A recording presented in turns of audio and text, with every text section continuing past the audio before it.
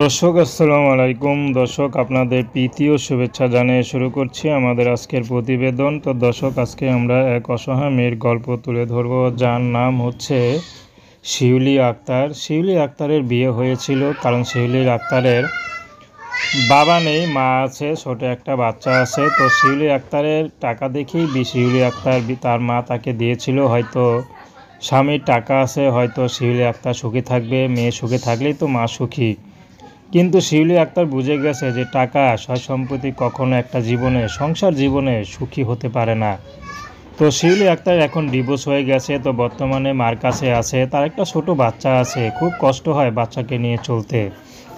তো শিউলি আক্তার এখন চাচ্ছে ভালো একটা যদি মানুষ পায় তাহলে বিয়ে শাদী করবে, কারণ একা তো আর জীবন চলে না। শিউলি আক্তার চাচ্ছে সংসার জীবনে যদি ভালো একটা মানুষ পায়।